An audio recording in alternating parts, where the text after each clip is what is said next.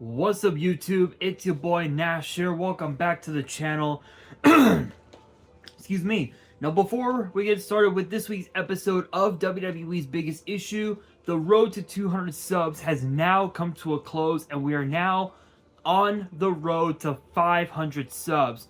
Who knows? Maybe we might hit 500 subs by the end of the year. Only time will tell. But as I have said in previous videos, if this channel does get to 500 subs, I will open up this Korean LOB booster box in its entirety on the channel that I got from my partners at Collector Store. Excuse me. So be sure to check them out. Link and address will be in the description below. By checking them out, not only does it support them, it also supports the channel, and I would greatly appreciate it. On the hopes to potentially pull a Blue Eyes White Dragon, a Dark Magician, a Red Eyes Black Dragon, a piece of Exodia, Monster Reborn, Pot of Greed. The possibilities are out there. However, if this channel gets to 1,000 subs, I will open up this first edition Toon Chaos box in its entirety on the channel that I also got from my partners at Collector Store, on the hopes to potentially pull my second ever Collector's Rare. Because it wouldn't be the first time that I pulled a Collector's Rare. Because if you guys remember my Genesis Impact box opening that I did several months back, I also pulled this. A Collector's Rare B-Cup from the Underworld. This thing looks absolutely beautiful. The centering on the back is a bit off from top to bottom. A couple of white dots on the back, but honestly, this has the potential to become a PSA 10, which is incredible. But with that being said, guys, if you want to see those boxes get opened, maybe you guys want more episodes of WWE's Biggest Issue. Maybe you guys want more episodes of Yu-Gi-Oh's Biggest Issue, deck profiles, card discussions, WWE topic videos, or maybe, just maybe, you guys want some premium live event predictions and results. Well, if you guys want all of that and more, my channel is the place to be. So if you guys are new to the channel, and I know that a lot of you guys are, make sure you guys subscribe to the channel, turn on the notification bell, smash that thumbs up button on this video, and as always, make sure you guys are following me on all of my social media. My ads will be in the description below, as will the info to my fan mail. It will also be in the description as well. And I want you guys to post in the comments below answering the question of the day, which is this, which actually ties into this week's episode of WWE's Biggest Issue. And the question is this: what do you think will be the men's and women's WarGames matches if it becomes hosted by Survivor Series? Let me know down in the comments below, because for this week's episode, I'm going to be talking about the big question that's been asked for the last few months, ever since it was announced that Survivor Series was going to be in Chicago. The question is this: will Survivor Series host WarGames for the second year in a row? Honestly, there's a lot of argument that it could very may well be, because if you look at everything that's been going on, that's been going on in WWE, you've got Shotzi, Bianca Belair, Charlotte Flair, and Asuka all fighting damage, damage control, to see who will be the one to face Io Sky for the WWE Women's Championship. You've got Kevin Owens, Sami Zayn. You've got who is it? LA Knight, John Cena, Cody Rhodes, and Jey Uso fighting not only the bloodline, but also the Judgment Day as well. So there's a lot of argument that we could potentially see one of the biggest War Games matches of all time. John Cena, LA Knight, Kevin Owens, Sami Zayn, Cody Rhodes, and main event Jey Uso against Roman Reigns, Jimmy Uso, Solo Sikoa, Damian Priest, Finn Balor, Dominic Mysterio, and potentially JD McDonough. If he does become a member of the Judgment Day, JD McDonough might get involved in that War Games match, but obviously the team of Cena, Knight, Rhodes, Uso, Owens, and Zayn, they need a 7th member, and the only other person that could join that team would be what? What, maybe I don't know, maybe Drew McIntyre? I don't know. Haven't really thought about it. Maybe Tyler Bate or maybe one of the Brawling Brutes. Who knows? But as you guys remember from last year's Survivor Series, it showed Becky Lynch, Bianca Belair, Alexa Bliss, Asuka, and Mia Yim taking on all the members of Damage Control, plus Nikki Cross and the now Women's World Champion Rhea Ripley. Ironically enough, Rhea Ripley has been in. She's been in damn near every single Women's War Games match in WWE history, except for one, and that was the one in 2021 where it featured, I believe it was Raquel Rodriguez,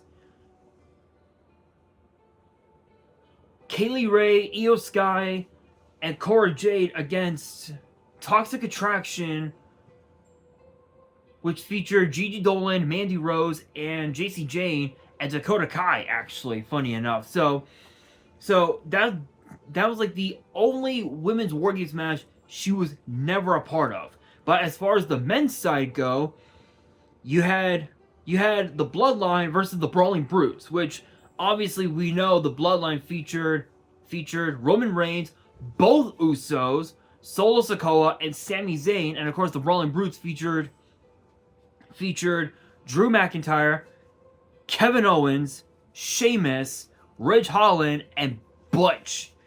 Crazy enough. And as I had just said, ahead of this year's Survivor Series, many people have wondered if War Games would be a part of Survivor Series again this year as it was last year. And ironically enough, Fightful Select actually stated that War Games is being planned to be a part of this year's Survivor Series like it was last year. Big shout out to Fightful Select. No copyrights as always, but as far as the men's War Games match goes, there's like one potential match that we might see. It would probably be what? It would be what? Judgment Day plus Jimmy Uso and Solo against what? Against what? Kevin Owens, Sami Zayn, the tag team champions plus John Cena.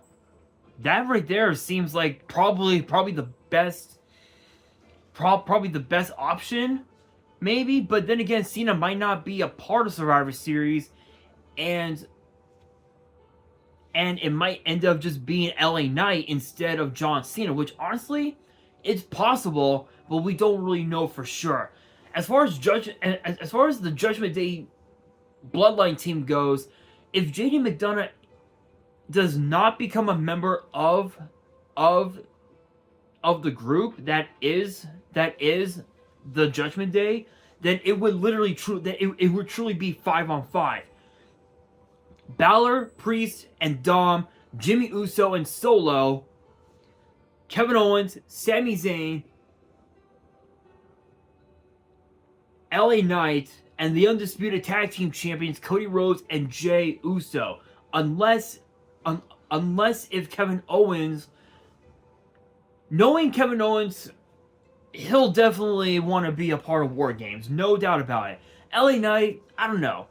Obviously, he's now starting to have his run-ins just a little bit with the Bloodline. Now that he's injected himself into the title picture with Roman Reigns, one could argue that LA Knight might be the next person in line to challenge Roman for the undisputed title, which it could potentially be at Crown Jewel, because we're only just a few weeks away from Crown Jewel, and the only match that has been announced for Crown Jewel is Drew McIntyre versus Seth freaking Rollins for the World Heavyweight title. So one could argue that LA Knight might be the next challenger for Roman,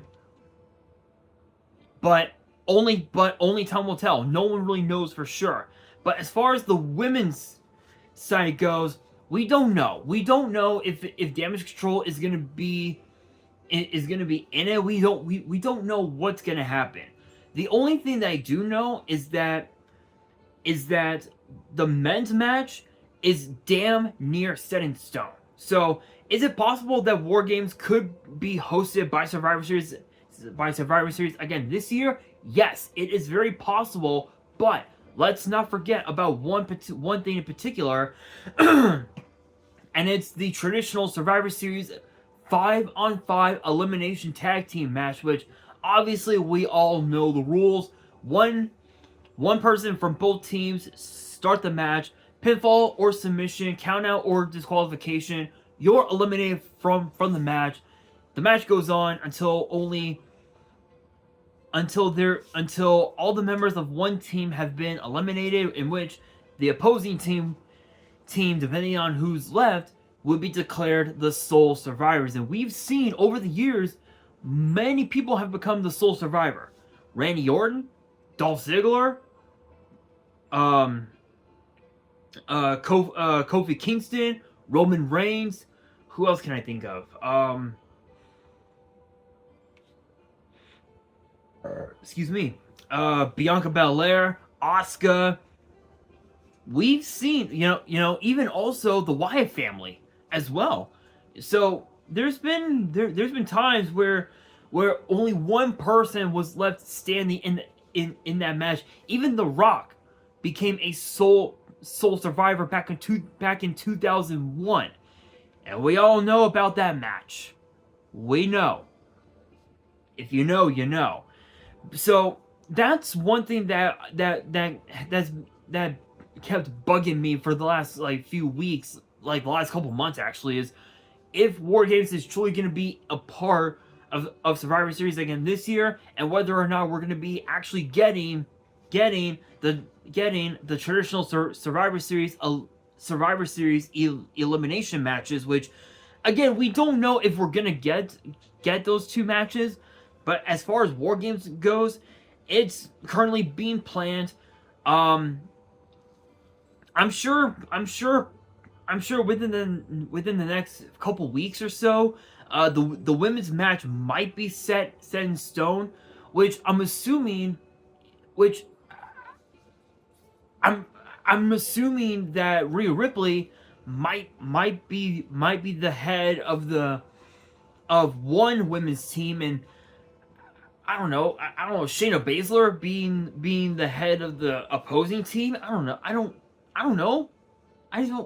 That's a bit, that right there is a bit of a dilemma, to be quite frank. But honestly, I like the idea that WarGames is going to become a staple to the main roster, because obviously you guys know that WarGames, was a staple to NXT dating back to 2017? 2017, where it was 3 teams: the Undisputed Era, Sanity, and the Authors of Pain. Undisputed Era was the last team standing, and then I think the UE, the Undisputed Era, has been in every single WarGames match with the exception of 2021. Funny enough, 2021, no WarGames for them because, well, we all know half of the group, kind of got released from WWE, which was a bit sad. It's pretty sad, but I will say this. WWE made the right call by bringing WarGames into WWE because you guys know it was a massive staple to WCW back in the day, and WarGames back then was absolutely insane. The only difference between WWE's version of WarGames and WCW's version is that WCW's version had a roof. WWE's version does not. So that's like the only difference, but everyone knows when it comes to WarGames, there's going to be chaos, and it's going to be it's just going to be insane. I will close out this episode by saying this. If WarGames is going to be a part of Survivor Series this year, then WWE needs to have not just WarGames, but also the traditional Survivor Series matches, because if they don't do that like it happened last year, there's no telling what the ratings will be. What the fan reaction will be to this year's Survivor Series, because last year's Survivor Series, a lot of people didn't like it because of the card. But this year, it's possible that we could see the men's and the women's WarGames matches, plus the men's and women's Survivor Series elimination matches as well. So it's possible, but we will see in the coming weeks. But that will do it for this week's episode of WWE's Biggest Issue. Hopefully you guys enjoyed. If you did, make sure you guys smash that thumbs up button. Excuse me. If you guys are new to the channel and you guys want more episodes of WWE's Biggest Issue in the future, make sure you guys subscribe to the channel, turn on the notification bell, and follow me on all of my social media. My ads will be in the description below, as will the info to my fan mail. It will also be in the description as well. And on that, this is your boy Nash, signing out.